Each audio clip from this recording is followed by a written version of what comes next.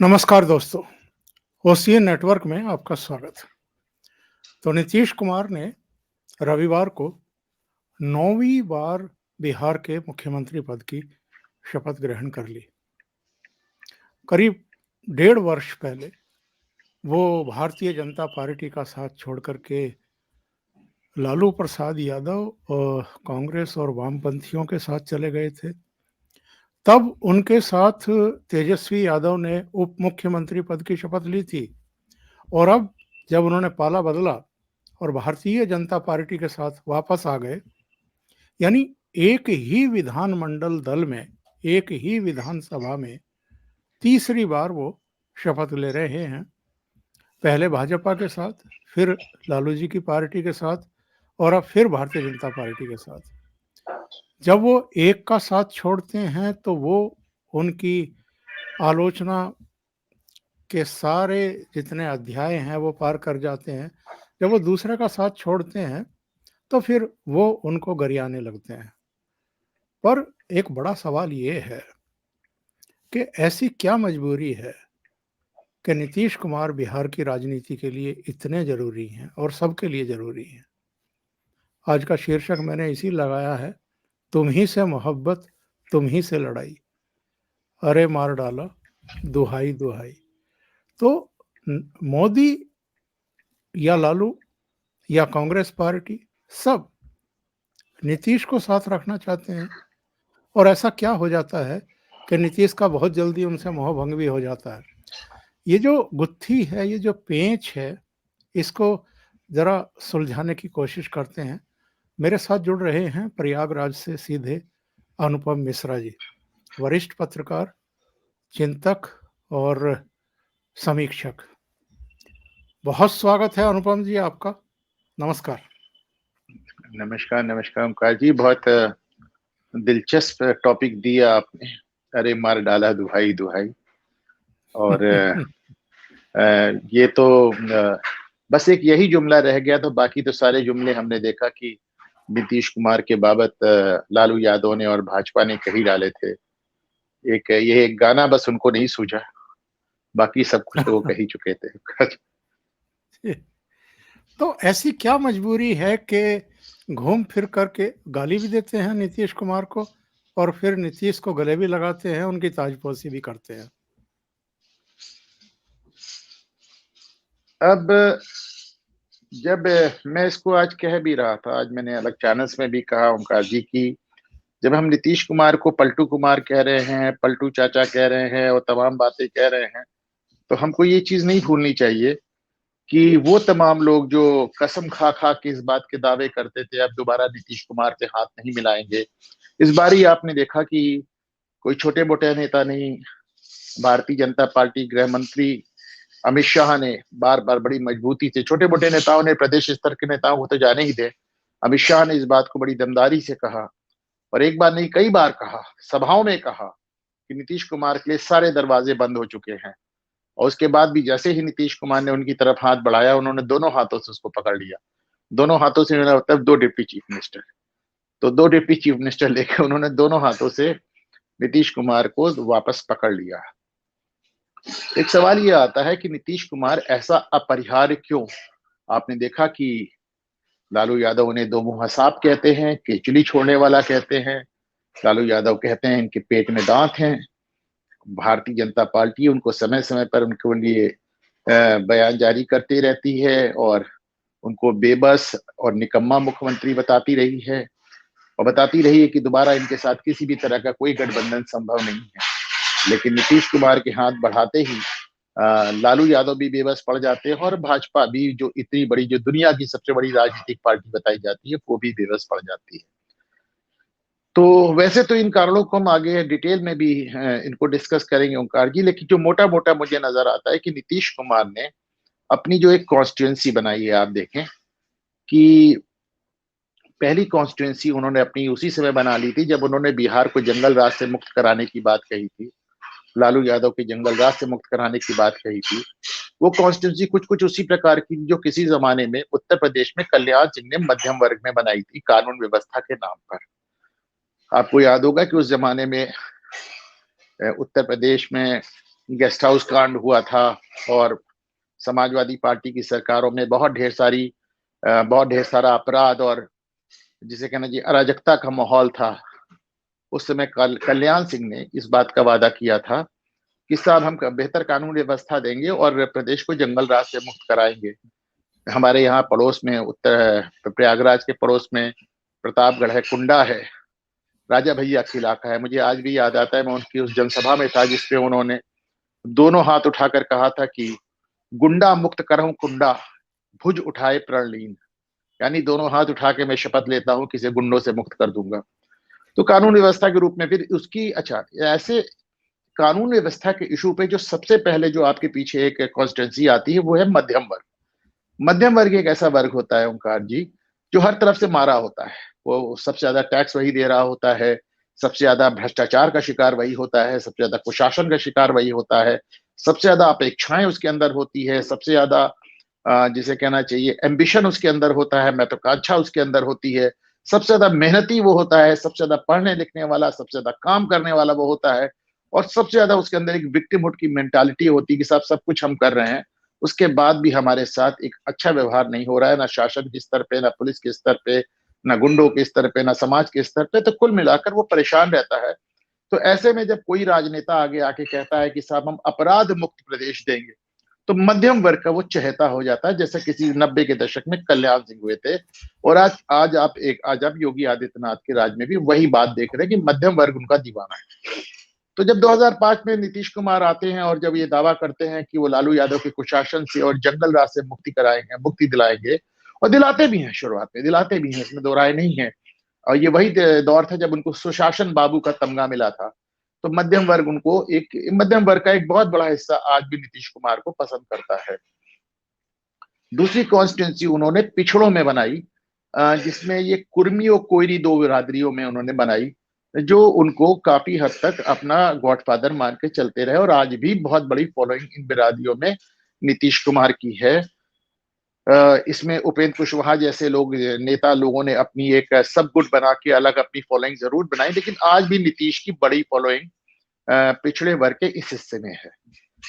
तीसरी कॉन्स्टिट्यूंसी मैं उनकी देखता हूं, जो उन्होंने अति पिछड़ा एक कर्पूरी ठाकुर के बाद पहली बार किसी ने इस पे ध्यान दिया, और एक अति पिछड़ा उन्होंने एक वर्ग बनाया, उसके लिए पॉलिसीज बनाए, उसके लिए नियम बनाए, और कुल मिलाकर उन्होंने अति पिछड़े वर्ग में आज भी उनकी जो पकड़ है वो बड़ी बेमिसाल। और अभी जो बताते हैं कि भारतीय जनता पार्टी द्वारा इस बार नीतीश कुमार के साथ समझौते करने का एक ये भी कारण रहा कि उनके आंतरिक सर्वे में ये बात निकल के आई कि अति पिछड़ा समाज में आज भी नीतीश कुमार की जो पकड़ है वो बेमिसाल है और बड़ी जबरदस्त है, और ऐसे में नीतीश कुमार को छोड़ना बहुत अच्छा नहीं रहेगा 2024 के लिहाज से।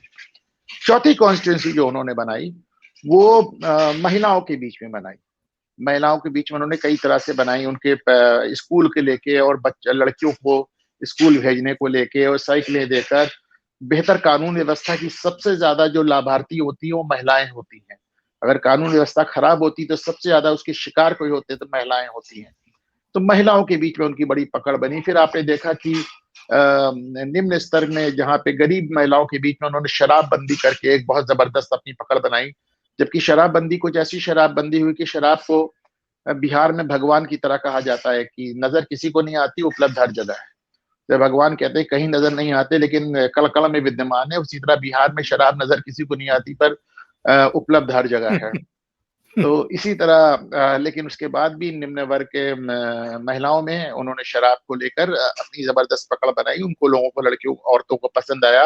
वो औरतें खास तौर के जिनके पति जो मजदूर क्लास में थे, जो आकर शराब पीकर अपनी पत्नियों को मारते पीटते थे, उन्हें ये बात बहुत पसंद आई।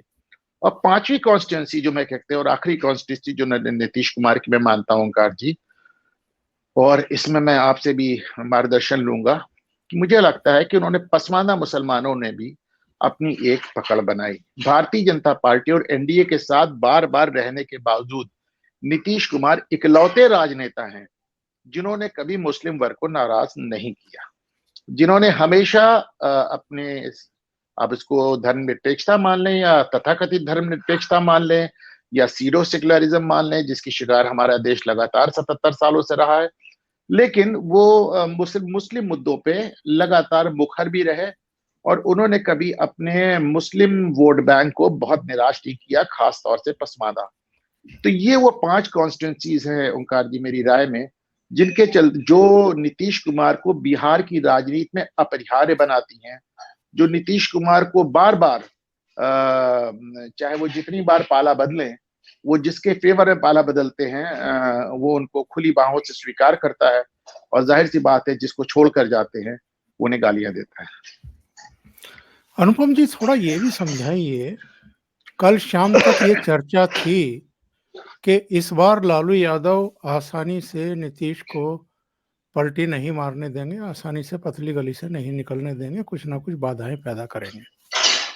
आरजेडी के एमएलएज को वहां रुकने के लिए भी कहा गया था।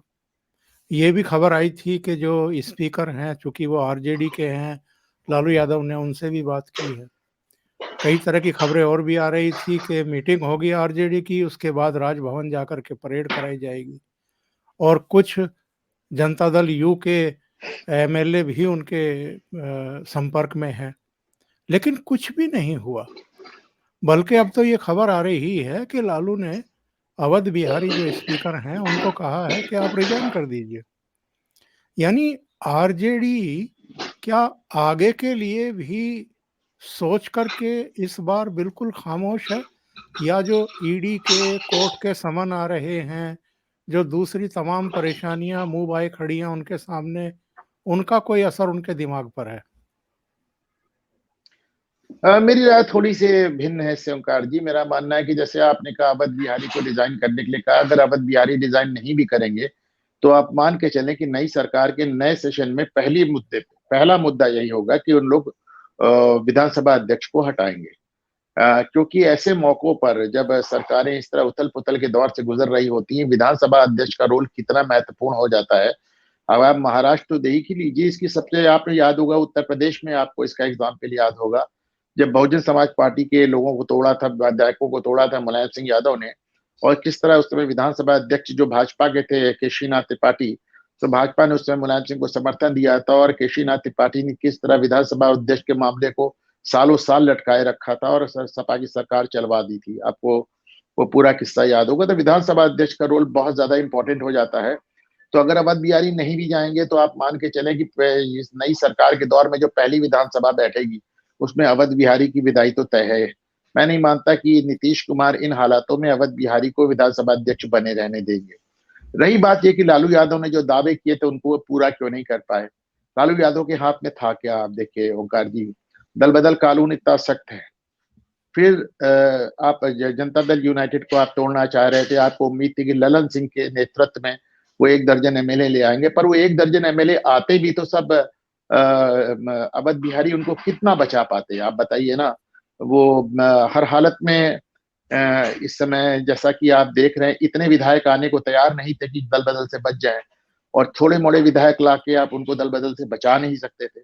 फिर एक जो बहुत बड़ा अंतर पड़ता है ओंकार जी, कि केंद्र में और राज्य में दोनों जगह लालू की सरकार नहीं, उनके खिलाफ सरकार है। केंद्र में भाजपा है और राज्य में आज भी सत्ता की कमान नीतीश कुमार के हाथ में है।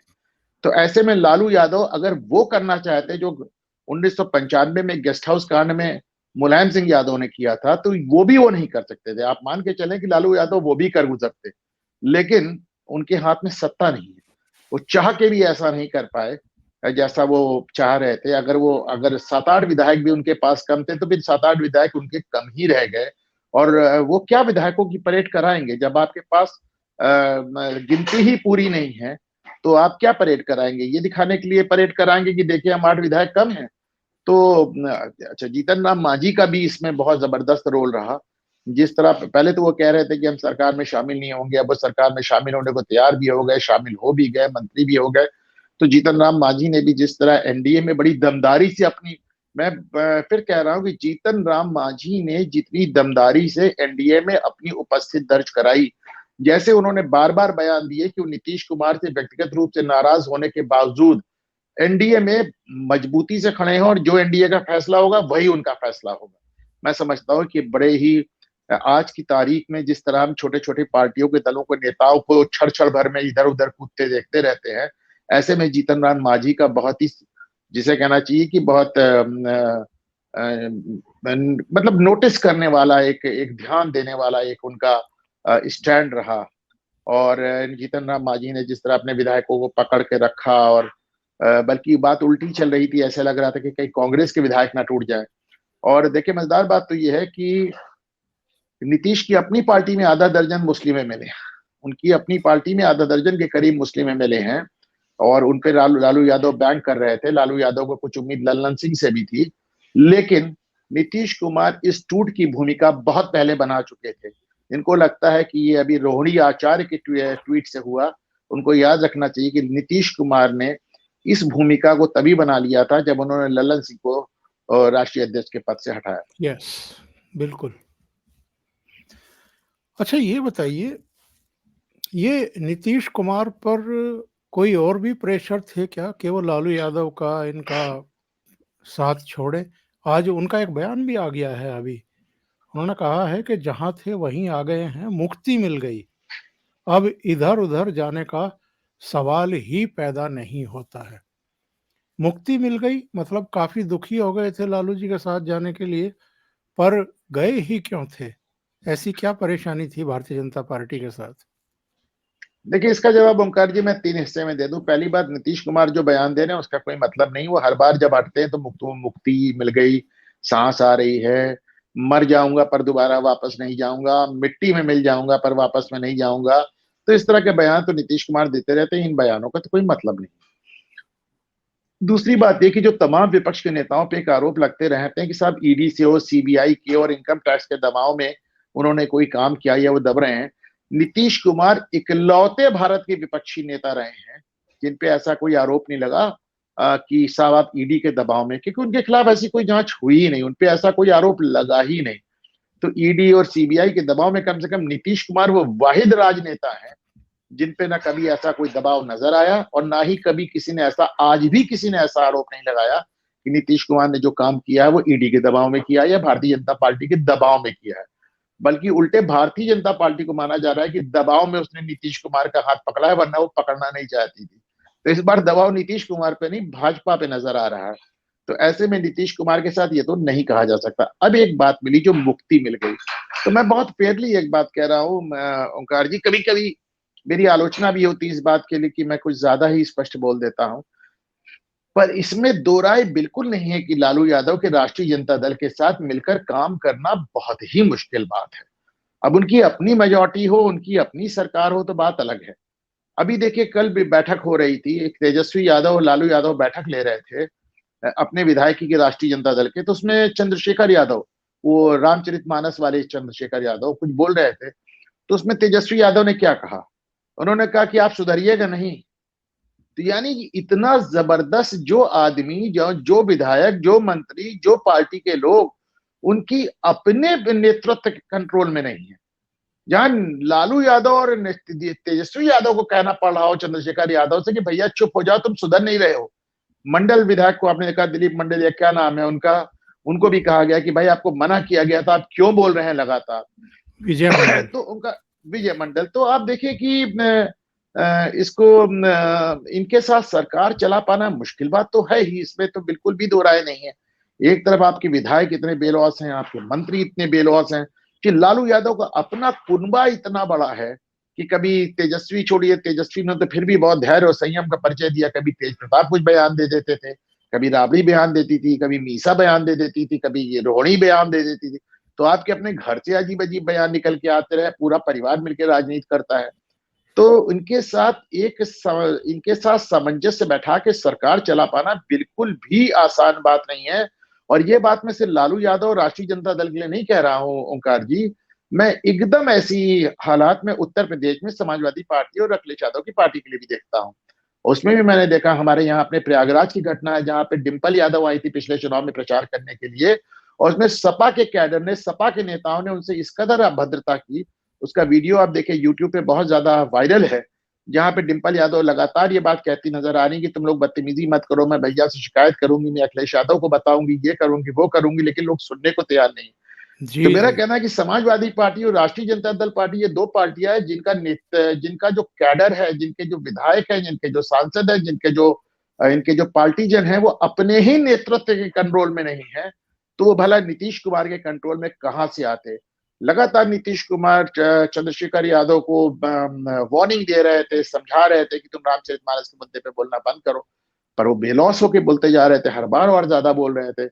और इसके अलावा एक चीज और, लगातार नए नए ट्रांसफर पोस्टिंग में घोटालों की बात आ रही थी, खनन के मामले में बहुत घोटालों की बात आ रही थी, और नीतीश कुमार जान रहे थे कि एक लिमिट के आगे उन चीजों को कंट्रोल नहीं कर सकते। नीतीश कुमार की पलटियां और उनकी पलटियों की जो उन्होंने इतिहास बनाया है वो अपनी जगह है, पर मैं नीतीश कुमार की एक बात से पूरी तरह इत्तेफाक रखता हूं ओंकार जी, कि राष्ट्रीय जनता दल से पीछा छुड़ा के उनको थोड़ा सुकून की सांस तो डेफिनेटली आ रही होगी, क्योंकि जब भारतीय जनता पार्टी के साथ उनका वो रहता है तालमेल, तो आपने देखा होगा कि केंद्रीय नेतृत्व अपने राज्य के नेताओं पे बड़ा दबाव रखता है। आपको याद होगा पिछली बार सुशील मोदी पे लगातार केंद्रीय नेतृत्व ने बहुत दबाव रखा था कि साहब आप नीतीश के खिलाफ बोलते हुए नजर नहीं आने चाहिए, पर यहाँ तो उनकी गठबंधन के, उनकी सरकार के विधायक और मंत्री उनको करीब करीब रोज ही चुनौती दे रहे थे ओंकार जी। और अनुपम जी, एक बस ये बताइए, भारतीय जनता पार्टी के पक्ष में तो एक अच्छा खासा माहौल इस समय है, और 22 जनवरी के बाद तो हर कोई विपक्षी नेता भी अब ये मान रहे हैं कि मोदी की भी लहर है और राम की भी लहर है, राम मंदिर की भी लहर है। तो कहीं कोई लगता ही नहीं है, जितने ओपिनियन सर्वे आ रहे हैं, जितनी समीक्षाएं आ रही हैं अलग अलग राज्यों से, उसमें भी यहाँ तक कहा जा रहा है कि इस बार दक्षिण में भी अच्छा परफॉर्मेंस करेगी। तो क्या बीजेपी के ऊपर किसी तरह का कोई प्रेशर था बिहार को लेकर के, या किसी भी तरह की आशंका को वो खत्म करने चाहते थे, या फिर कहीं उनके दिमाग में ये था कि अगर नीतीश दोस्ती का हाथ बढ़ा रहे हैं, वापस आ रहे हैं, तो उनको ले लो ताकि इंडी अलायंस के गुब्बारे की हवा निकाली जा सके। तीन बातें इसमें हैं ओंकार जी। पहली बात तो ये कि यही वो बात है जो भारतीय जनता पार्टी को बाकी राजनीतिक पार्टियों से अलग होती है। इतना सीरियस है वो अपनी राजनीति को लेकर। आपने छत्तीसगढ़ में देखा किस तरह भूपेश बघेल की सरकार, लोग कहते हैं सिर्फ इसलिए चली गई क्योंकि वो ओवर कॉन्फिडेंट हो गए, अरे साहब हम तो जीत ही जाएंगे। अपने ओवर कॉन्फिडेंस में उन्होंने अच्छी खासी सरकार गंवा दी। ये दिखाता है कि तमाम सर्वे के बावजूद, तमाम बातचीत के बावजूद, नरेंद्र मोदी की सरकार, अमित शाह कहीं से अपने आप को ओवर कॉन्फिडेंस का शिकार नहीं होने देना चाहते। उनको लगता है जहां कहीं जितना, जैसे जो कुछ भी संभव है वो सब कुछ कर लिया जाना चाहिए। ये दिखाता है कि वो राजनीति को लेकर कितना ज्यादा सीरियस है बाकी पार्टियों को छोड़कर।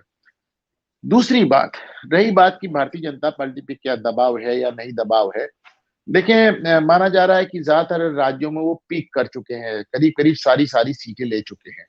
ऐसे में बिहार में वो ये भी चाहते थे उनका जो पिछली बार का परफॉर्मेंस है वो बरकरार रहे, और उनकी नजर कहीं ना कहीं 2025 में होने वाले बिहार के विधानसभा चुनाव पर भी है ओंकार जी। वो कतई नहीं चाहते कि बिहार जैसे महत्वपूर्ण हिंदी हार्टलैंड के स्टेट में, जहां पे भारतीय जनता पार्टी, अभी देखिए हिंदी हार्टलैंड के जितने स्टेट्स हैं ओंकार जी, सब जगह भारतीय जनता पार्टी अपने बूते बहुमत प्राप्त कर चुकी है। राजस्थान देख लीजिए, मध्य प्रदेश देख लीजिए, हरियाणा देख लीजिए, उत्तर प्रदेश देख लीजिए, गुजरात देख लीजिए, तो अपने बूते पे ये अपने अपना बहुमत प्राप्त कर चुके हैं। इनमें सिर्फ एक ये, या तो पंजाब में तो खैर वो घुस ही नहीं पाए, लेकिन एकलौता राज्य जो बचता है वो बिहार ऐसा राज्य है जहां पे भी आज भी वो अपने बूते पे बहुमत के करीब नहीं है। ऐसे में उनकी एक नजर 2025 में होने वाले विधानसभा चुनाव में भी है ओंकार जी। वो नहीं चाहते कि 2025 में लालू यादव को, तेजस्वी यादव को दोबारा खड़े होने दिया जाए। तो इसके चलते अगर उन्होंने सोचा कि ठीक है भाई, अगर हो ही रहा है पैसा गठबंधन और कुछ आलोचना होगी देख लेंगे, लेकिन अभी फिलहाल 2024 में एक फायदा हो जाएगा। और जाहिर सी बात है कि अगर 2024 में ये ठीक ठाक निकल जाता है तो फिर माहौल इतना नॉर्मलाइज हो जाएगा कि 2025 तक ये मिलकर विधानसभा चुनाव लड़ने के लिए बहुत सक्षम हो जाएंगे उनका। और नीतीश कुमार को जिस तरीके से आया राम गया राम की संज्ञा दी मल्लिकार्जुन खड़गे ने, जयराम रमेश का भी ट्वीट आ गया, और सारा ठीकरा जो है वो नीतीश के सिर पर फोड़ने की कोशिश हो रही है। कौन नहीं जानता है कि नीतीश की पहल से ही इंडी अलायंस का कुनबा जो है वो जुटना शुरू हुआ था और सबसे पहले पटना में इन्होंने बुलाया था सब लोगों को। उसके बाद फिर बेंगलुरु पहुंचे तो बल्कि उनके लिए अपमानजनक स्थितियां पैदा की गई, जबकि वहां सिद्धारमैया की सरकार है। उन्हीं के खिलाफ वहां पर पोस्टर बैनर लगे हुए थे। उनको संयोजक भी नहीं बनाया गया, उनको सम्मान भी नहीं दिया गया, बल्कि खुल करके उनका डायरेक्ट इनडायरेक्टली ममता बनर्जी से लेकर केजरीवाल और कांग्रेस ने भी विरोध किया। तो अगर आप अपने इंडिया अलायंस को लेकर के ही संजीदा नहीं है और आपके नेता मणिपुर से महाराष्ट्र तक की यात्रा पर निकल जाते हैं और तमाम गठबंधन सहयोगी कहते रह जाते हैं कि भाई सीट शेयरिंग का मामला पहले सुलझा लीजिए, तो फिर इसके लिए आप नीतीश को कैसे जिम्मेदार ठहरा सकते हैं? साहब देखिए, सिर्फ सीट शेयरिंग के मामले की बात नहीं है। वेस्ट बंगाल में देखिए, आपको सभा नहीं करने दी ममता ने। पहले जैसे आप वेस्ट बंगाल पहुंचने लगे तो एक दिन पहले उन्होंने घोषणा कर दी कि हम पश्चिम बंगाल में आपसे कोई समझौता नहीं करेंगे। फिर जब आप सिलीगुड़ी में पहुंचते हैं, वहां सभा नहीं करने देते हैं। जलपाईगुड़ी में आपके पोस्टर बैनर फाड़ दिए जाते हैं। अब तो सिर्फ एक चीज रह गई कि ममता राहुल को अरेस्ट कर लें। इसके अलावा तो उन्होंने सब कुछ कर डाला। तो ममता का ये हाल है। केजरीवाल ने पहले से कह दिया, ना हरियाणा ना पंजाब आपसे कोई समझौता नहीं होगा। लेफ्ट पार्टीज पहले से आपने देखा केरल में आपसे दूरी बनाए हुए हैं।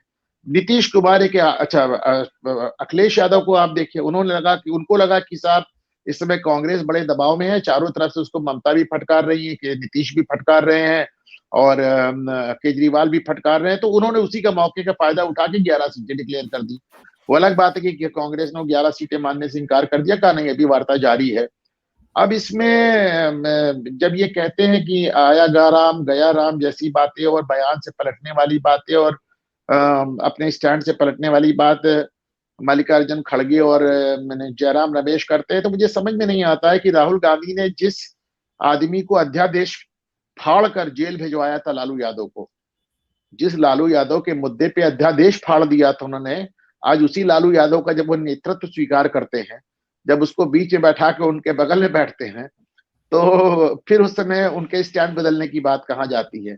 अब बहरहाल मेरा अपना बहुत दिनों से कहना है ओंकार जी, और आज मैं आपके शो पे फिर से कह रहा हूं कि राजनीति विचारधारा की नहीं, वर्चस्व की लड़ाई है। और इस वर्चस्व की लड़ाई में कब कौन किसके पाले में खड़ा आए, अब कोई आश्चर्य नहीं रह गया। और जहां तक बात नीतीश कुमार की है, तो अगर मैं एक सनातनी हूँ, सनातनी दृष्टि से देखूं, तो जिस तरह आत्मा अजर अमर होती है और शरीर और चोला बदलती रहती है, उसी प्रकार नीतीश कुमार पिछले 20 साल से अजर अमर होकर मुख्यमंत्री हो और गठबंधन बदल रहे हैं। ओंकार जी एक बात और समझाइए, जो राजनीति में भी नहीं है, लालू की ऐसी दो बेटियां इतने निम्न स्तर पर उतर करके बयानबाजी क्यों कर रही हैं? उनका राजनीति से क्या लेना देना है? उनके दो भाई राजनीति में हैं, नीतीश की कैबिनेट में थे, एक डिप्टी चीफ मिनिस्टर है, उनकी माँ भी राजनीति में है, उनके पिताजी भी अभी राजनीति में हैं। वो बोले अगर कुछ बोलना है तो बेटियां क्यों बोल रही हैं? अब भाई ओंकार जी, ये तो आपका कहना है कि वो राजनीति में नहीं है। हकीकत तो यह है कि लालू यादव के घर का चपरासी तक राजनीति, वो ऐसे राजनीतिक परिवार हो गए हैं। और देखिए, उनको इसमें कुछ असहज भी नहीं लगता। अगर लालू यादव की बेटियां बयान देती हैं, लालू यादव की बेटियां अगर लगातार ट्वीट करती हैं, इंटरव्यू देती हैं, तो कहीं से आपको लालू यादव उनको रोकते भी नजर नहीं आते हैं।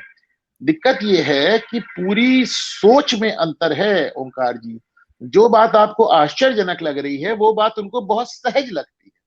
उनको लगता है इसमें गलत ही क्या है भाई।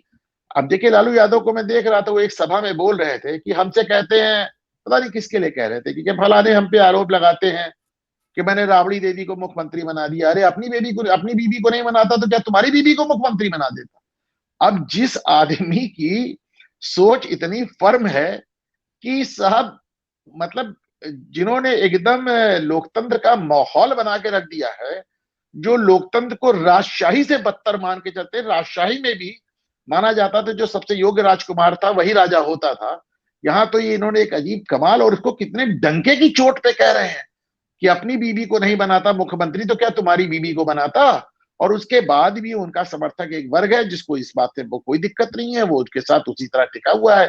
और इसका कारण है कि जमाने तक सामाजिक न्याय के नाम पर ईर्ष्या और द्वेष का एक ऐसा जहर बांटा गया है समाज में, जिसको पीने वाले लोग आज किसी भी तरह की बकवास को, किसी भी तरह की राजनीतिक कदाचार को सहज रूप से लेना जिन्होंने शुरू कर दिया है। और एक वर्ग ऐसा भी है जिसको हम इकोसिस्टम कहते हैं, जिसको हम लुटियन मीडिया कहते हैं। जब नीतीश बीजेपी का साथ छोड़ते हैं, लालू और कांग्रेस के साथ जाते हैं, तो उनमें सुरखाब के पर लग जाते हैं, बहुत अच्छे सेकुलर नेता बन जाते हैं। और जैसे ही वो लालू को, कांग्रेस को, वामपंथियों को छोड़ करके फिर नीतीश कुमार मोदी जी की तरफ जाते हैं, तो बहुत ही बेगैरत आदमी का दर्जा उनको दे दिया जाता है। इस विलाप पर आप क्या कहेंगे? देखिए, लुटियंस मीडिया का तो ये हाल है कि जब अतीक अहमद वाला कांड हुआ था, तो अंग्रेजी के एक चोटी के जर्नलिस्ट कह रहे थे कि अतीक अहमद और मुख्तार अंसारी क्रिमिनल थे या नहीं थे मैं नहीं जानता। मैं ये जानता हूं, जब मैं उत्तर प्रदेश जाता तो मुझे बिरयानी बहुत अच्छी खिलाते थे। देश का चोटी का जर्नलिस्ट कह रहा है कि अतीक अहमद और मुख्तार अंसारी अपराधी थे या नहीं मुझे नहीं मालूम। मुझे ये मालूम है जब मैं जाता तो वो मेरी खातिरदारी बहुत अच्छी करते थे, वो बिरयानी बहुत अच्छी खिलाते थे। तो अब इसके बाद कुछ कहने को रह कहां जाता है। आज मैं अजीत अंजुम का एक शो देख रहा था जिसमें वो बता रहे थे किस तरह लालू यादव ने उनको धमकाया वगैरह वगैरह।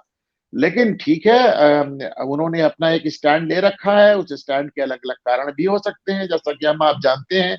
अलग अलग जो इस समय पोर्टल्स हैं, चैनल्स हैं, वो चल कैसे रहे हैं, इतनी बड़ी टीम कैसे मेंटेन कर रहे हैं, क्या ये सारा पैसा सिर्फ यूट्यूब से आ रहा है। तो उन्होंने अपना एक स्टैंड ले रखा है साहब। अब उसका कोई क्या ही कर सकता है। और मुझे आश्चर्य होता है जब ये दूसरे मीडिया को गोदी मीडिया एक किस तरह का नाम देते हैं, और जबकि खुद अपना इनका स्टैंड इतना ज्यादा फर्म होता है। जहां इनको बंगाल की हिंसा नजर नहीं आती, इनको लालू का जंगल राज नजर नहीं आता, इनको समाजवादी पार्टी का हल्ला बोल नजर नहीं आता, इनको केजरीवाल की उलट बांसियां और उनका जो रोज नया अवतार है वो दिखाई नहीं देता, उनको डीएमके की गालियां नजर नहीं आती, उनको राहुल गांधी की उटपटांग हरकतें नजर नहीं आती। उन्होंने बस एक लाइन खींच ली है और उसी पे वो कलाबाजी खाते रहते हैं। और नीतीश इतने सहज कैसे रहते हैं? आज बड़े आराम से इस्तीफा देकर के अब आए। ये बात ओंकार जी आप मुझे बताएं। अब तक आप सवाल कर रहे थे, मैं जवाब दे रहा था। ये सवाल आज मैं आपसे कर रहा हूं। आज मैं भी उनको देख रहा था कैसे खैनी चबाते हुए, कितने आराम से। और देखो भाई, बता दिया, समझ गए ना, हम अलग हो गए हैं, समझ गए ना। तो उनकी ये सहजता मुझे भी एकदम विस्मित कर गई ओंकार जी। अब ये सवाल पूरे पूरे पूरे आदर से मैं आपसे करना चाहूंगा। इसका जवाब मैं आपसे लेना चाहूंगा, क्योंकि हर बार मतलब अच्छे खासे लोगों के माथे पे शिकन रहती है। उनके अगल बगल वाले लोगों के चेहरे पे तनाव देखा जा सकता है। जिनसे उन्होंने समर्थन वापस लिया है वो बौखलाए देखे जा सकते हैं। जिनको वो समर्थन दे रहे हैं वो शर्मिंदा देखे जा सकते हैं। पर नीतीश कुमार का चेहरा पूरी तरह से भावयुक्त और एकदम तनाव रहित, किसी भी प्रकार के अपराध बोध से मुक्त, किसी भी शर्मिंदगी से मुक्त, इतना सहज होके, इतना कन्विंस होकर, इतने आराम से जैसे वो बयान दे रहे थे। ये ओंकार जी, आपने राजनीति मुझसे ज्यादा देखी है, मैं आपसे प्रार्थना करूंगा आप इस पे कुछ प्रकाश डालें। मैं तो 4 फरवरी की जो मोदी जी की रैली होने जा रही है बेतिया में, उसका इंतजार कर रहा हूँ, क्योंकि नीतीश बाबू रहेंगे मंच पर मोदी जी के साथ। और आपने देखा है नीतीश बाबू मोदी जी के सामने कैसे पूरे 90 डिग्री पे झुक के प्रणाम करते हैं, आपने देखा होगा। Yes yes yes. तो ये मुझे भी ये लगता है अनुपम जी कि वो इतने कॉन्फिडेंट हैं, क्योंकि इतनी बार पलटी मार चुके हैं, इतनी बार पाले बदल चुके हैं। अब वो भीतर से सहज हो गए हैं पूरी तरीके से। बस उनको आपने एकदम सही जवाब दे दिया कि करत करत अभ्यास से जलमत होत सुजान। उनको पलटी मारने का इतना अभ्यास हो गया है कि अब पलटी मारने में उनकी सहजता बरकरार रहती है। ओंकार जी एकदम सही बात कही आप। बहुत बहुत धन्यवाद अनुपम जी, इतना समय थैंक यू निकालने के लिए। अरे बहुत थैंक यू। ये महत्वपूर्ण बहुत मुद्दे पर बहुत चर्चा अच्छा करें। लगा ओंकार जी, बहुत अच्छा लगा। Thank you so much. नमस्कार।